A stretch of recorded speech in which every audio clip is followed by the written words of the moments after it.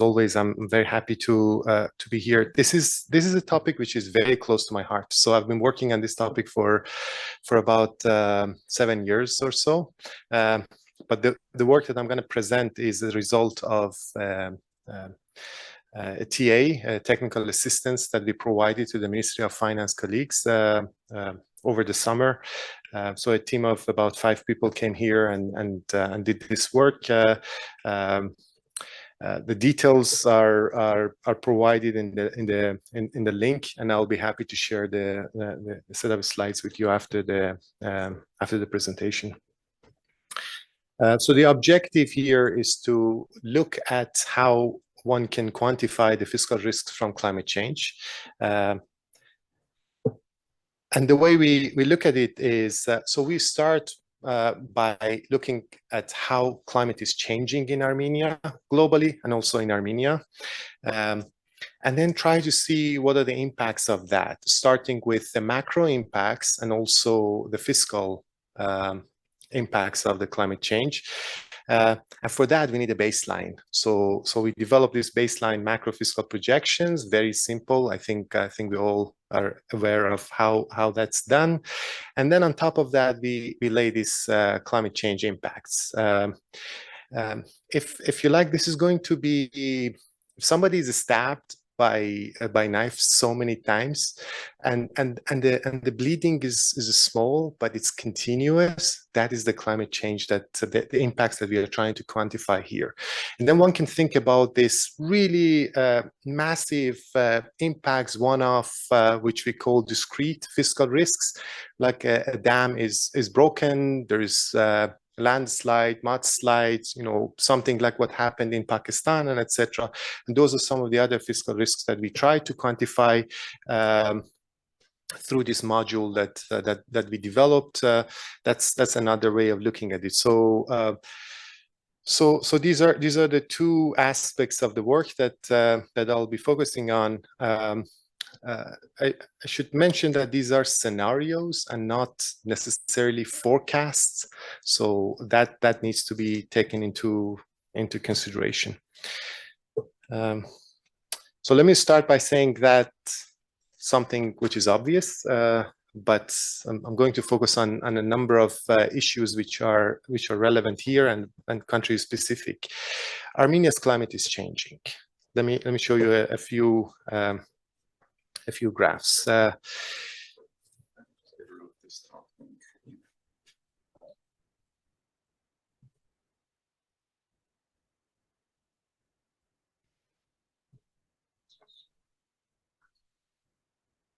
Hide.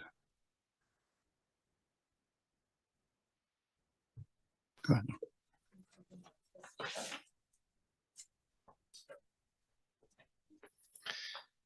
So thank you. Let me start by defining some concepts here, because there's huge confusion in the literature. What do we mean by weather? What do we mean by climate? And what do we mean by climate change? And this is, I know this might be known to all of you, but these are important. Weather is what we observe when we go out. It's sunny, it's rainy, snowy, it's cloudy. So this is weather. This is what you observe, and the way it's defined is atmospheric conditions over really short periods of time. Temperature, precipitation. Climate is what you expect. So we expect the Armenian climate in winter to be really cold, snowy, especially in December, January. So this is derived from the long-term averages and long-term variability of weather events. So this is climate, and climate change is how the state of climate is changing over time, and that can be identified by the mean and also the variance of the events. So here on the left-hand side chart, I plotted something from borrowed from the World Bank Group Climate Change Knowledge Portal, and that shows the distribution, if you like, the climate in Armenia over time. You can see that the red and also the green distributions, you can see that, well, we have an average temperature in this country in 51 to 80 or 71 to 2000, maybe around 6 degrees Celsius or so, with certain variability. And that has changed over time. So from 1991 to 2020, you see that the entire distribution moved to the right. So the country became hotter, and also the variability of temperatures has increased. And these are average temperatures over the year. So if I go back to the terminology that I started with, so weather is any point on this distribution on any particular day, and climate is the entire distribution, and climate change is the shift of the distribution. The variability is extremely important because Armenia's temperature is highly variable.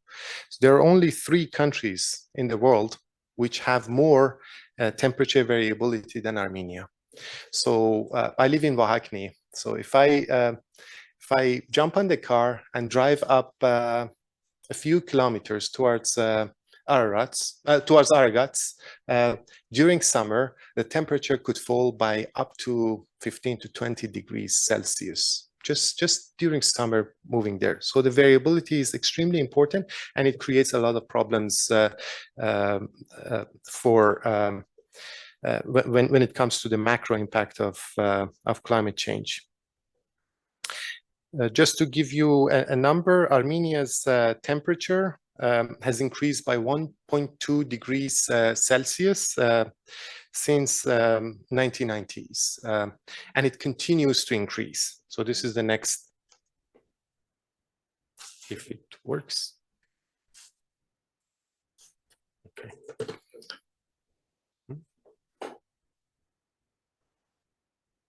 Let's stop. Maybe I did it. Okay.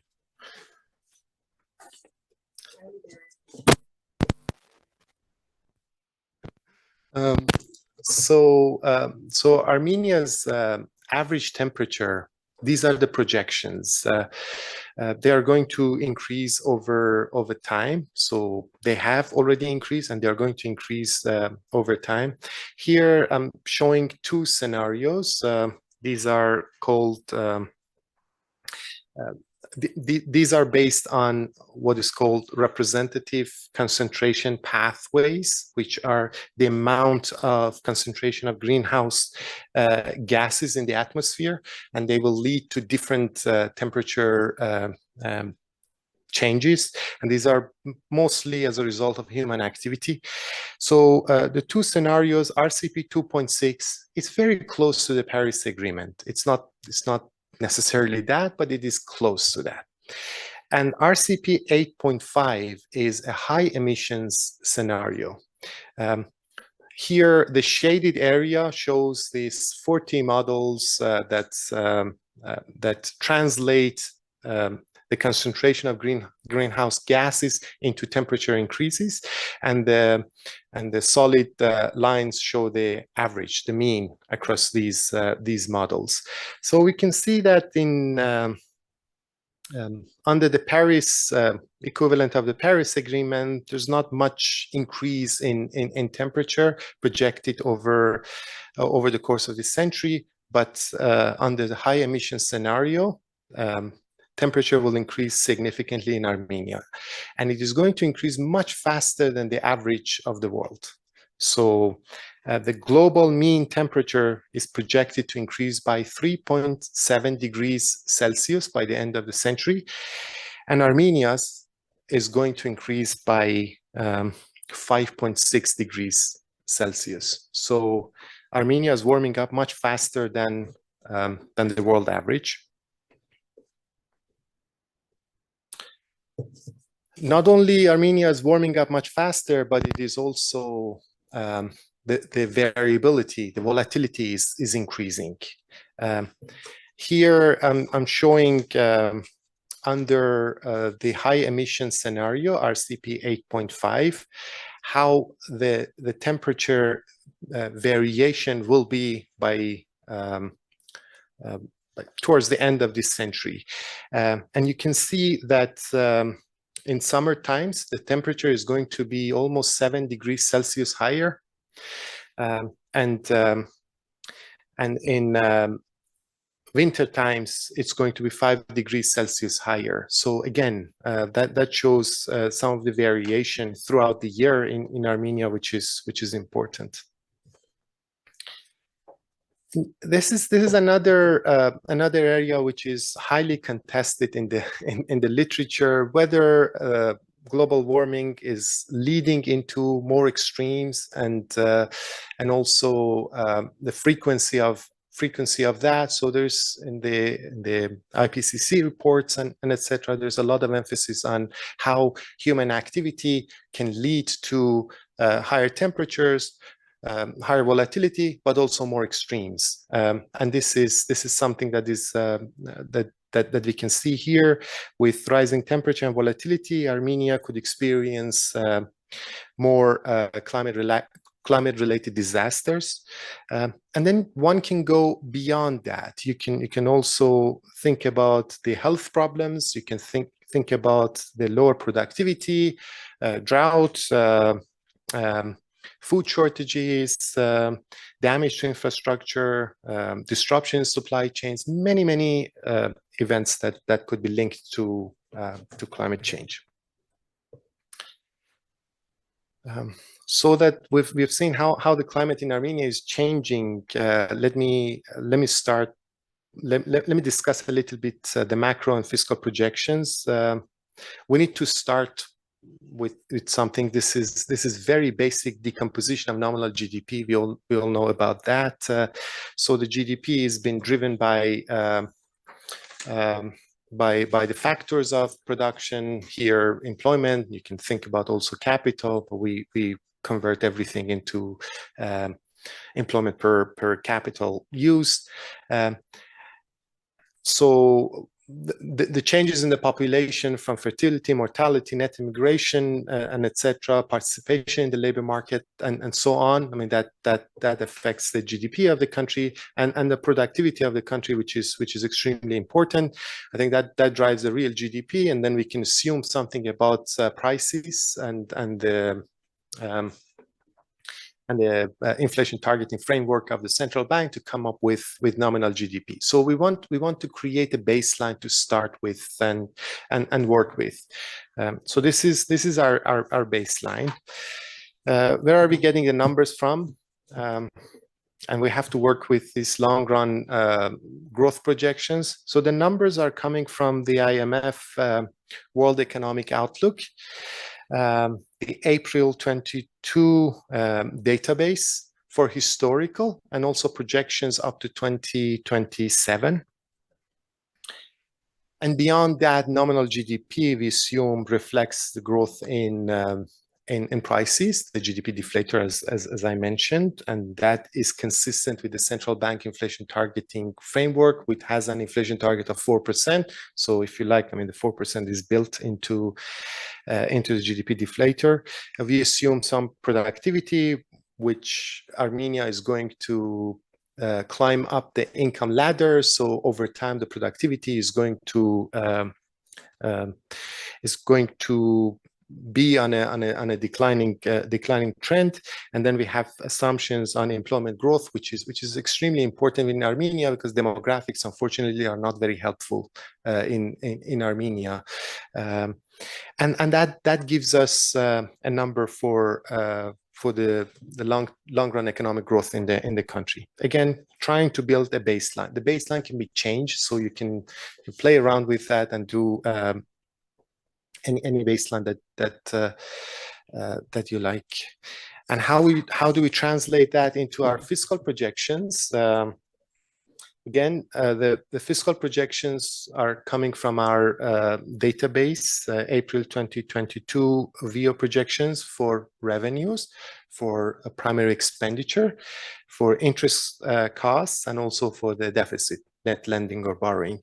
And after 2027, we assume that revenue and primary expenditure are constant as a ratio of GDP, which is not an unusual assumption, and that guarantees that debt is sustainable in the long run.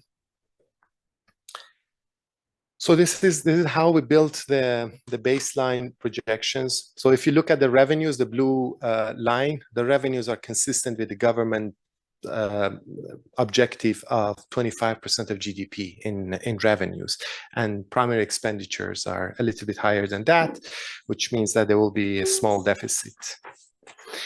And how do we translate this into debt? Again, we follow the debt dynamics equation. So you have the interest rate minus growth differential times your stock of debt from the past, and then whatever adds to that in terms of the deficit, that would give the debt next year. So that would be the debt dynamics equation. We are assuming that the interest rate will gradually increase over time, and the reason is that the country becomes richer and it relies less on concessional borrowing and more on market-based borrowing. So the rates will go up, but still it's not going up massively. And that with the deficit projections that we had from the previous slide, that translates into our debt to GDP ratios. Again, creating a simple baseline. Now, this is the interesting part. How do we integrate climate scenarios into our work? Let me start by saying that what Armenia's climate change commitments and projections are. So Armenia has pledged to reduce emissions to 40% below the emission level in 1990s by 2030. So in 8 years' time. And it should be noted that the emission levels have been well below this level for quite some time, and that's after the breakup of the Soviet Union. Into the future, the greenhouse gas emissions are projected under different scenarios, with measures, with some additional measures, and if nothing is done, and we can see how the country would fare in terms of meeting the commitments under these scenarios. So if the country doesn't do much, then under the unmitigated scenario, we can see that these commitments will be breached. But under the other two scenarios, not. And most of the greenhouse gases are emitted from the energy sector. So that's another thing that needs to be recognized here. So that's where we are on these commitments. What are the macro? The energy sector, yes. I have the experts on the first row, so yes, it's coming from the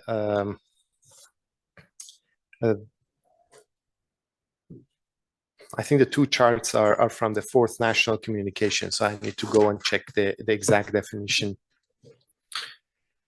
So how do we quantify the macro effects of climate change? So there are two ways of doing it. So when I talk to many people here and also outside, they say that, well, we need to do this bottom-up approach. So we need to try to quantify, what is the cost of climate change in each project, in each sector, and etc., and add them up to see what the macro impact is. The other way is to do it a top-down approach, and this is what we follow here. So,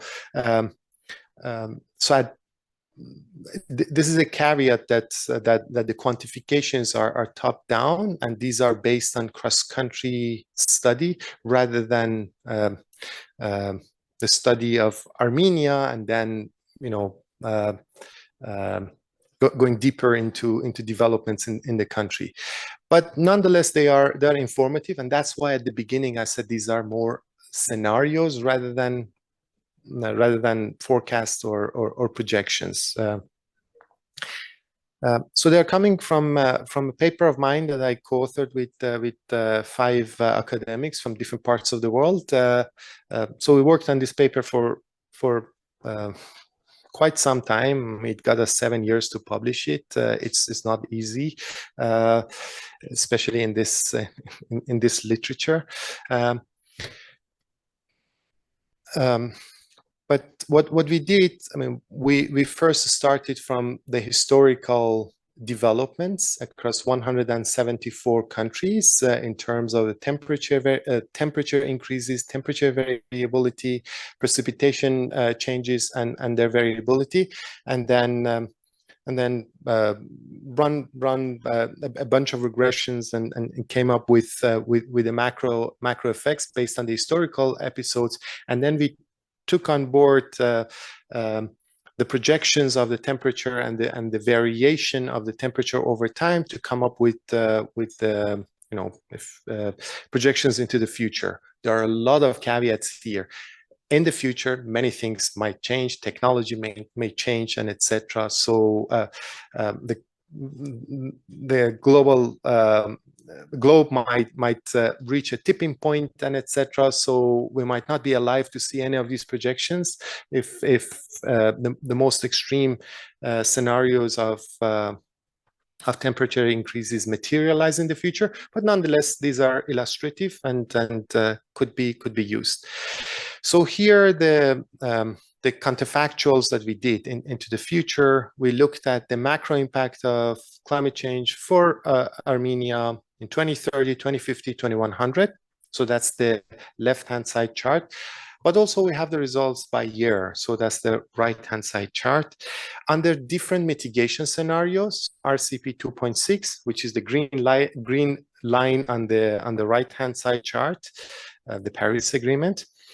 Then we have RCP 8.5, so high emissions continuing throughout the century, under 2 assumptions about adaptation. One is fast adaptation. So instead of taking 30 years for the norms or for the climate conditions to be formed and people get used to them, it takes 20 years. So that's one parameter that we can play with.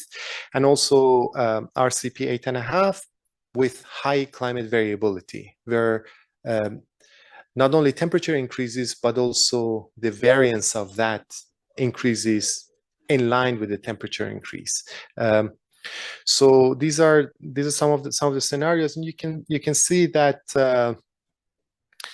by 2100, depending on adaptation speed and depending on the variability assumption, the country could lose up to 27% of its GDP, and this is a really large number.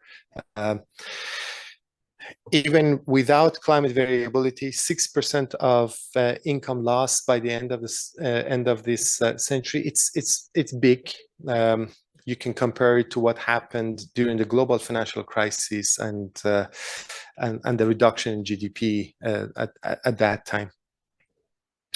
So these are some of the impacts that we have, and then we translate them into fiscal.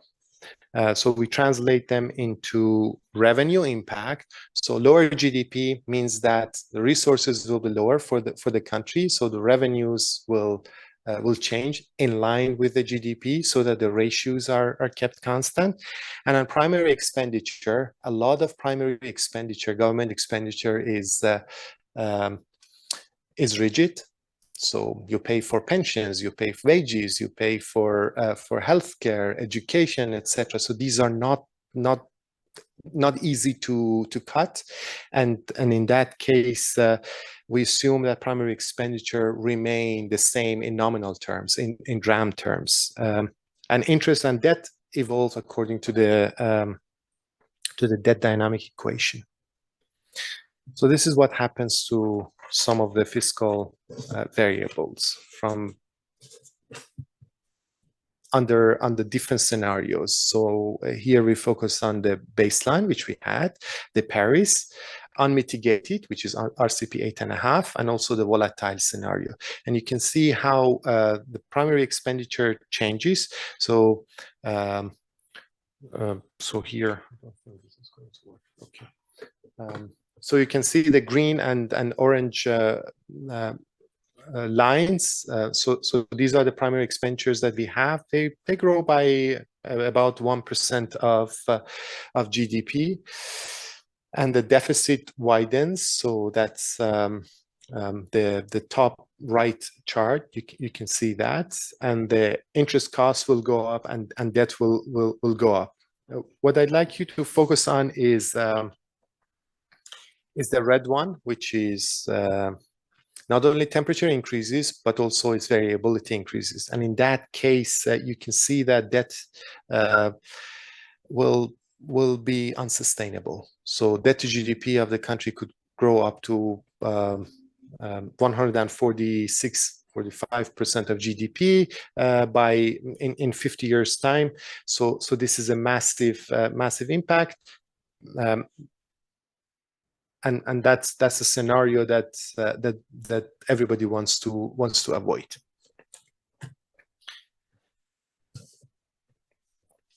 As I mentioned, we assume with some justification that it is hard to change expenditures. It's really difficult to do that, but it's not impossible. So we can play around with some of that expenditure assumptions, the rigidity of expenditures, and change that and see if the government tries to do something to be prepared for the looming climate change, then what would it mean for some of the fiscal variables? And here you can see that depending on whether the expenditure is fully rigid or it is fully flexible, so the green line, you can see that the debt to GDP ratio changes. So what I'm trying to get at is the more rigid spendings are, the higher the impact on debt to GDP ratio. But the policy implication of that is an early recalibration of fiscal policy, because we know that what is coming our way, this slow bleeding, I mean, trying to limit the amount of blood loss over time, it can prevent more drastic expenditure cuts in the future. So that's one thing. How about adaptation? This is another thing which the government, there's a national adaptation plan, there are sectoral adaptation plans, and so on. So there's policy intention to do something, and well, Armenia on its own cannot change the global climate change or global mitigation efforts, but adaptation is an important policy lever. And here, what we would like to show is how the impact will change. Here we are focusing on RCP 8.5 without volatility, because that's an extreme, and seeing the macro impact of climate change with adaptation would halve, which means that the impact on spending, on deficit, and on debt to GDP ratio would reduce significantly with adaptation. So that again stresses the need for adaptation. Good. So I have three more slides, and then it's over. As I mentioned, there are two ways of looking at the fiscal risks. One is this slow bleeding, which adds up over time, and the other one is extreme events, and this is the discrete fiscal risks that we try to look at. There are generally two types of discrete fiscal risks from climate change. One relates to physical risks to assets, like a dam breaks down, there's a landslide, mudslide, something like the things that happened in Pakistan. And there are also transition risks. And transition risks, they relate to policy changes. They relate to technology, technological developments, and also some of the international commitments. So let me make an example. Armenia is highly gasified, so more than 90% gas infrastructure everywhere in the country. Suppose that the international commitments, in a very unlikely scenario, from tomorrow, there will be no use of gas for heating or cooking or anything. Then all these assets will be stranded. So this is an extreme scenario, but I'm trying to say that, well, we need to think about what would happen down the road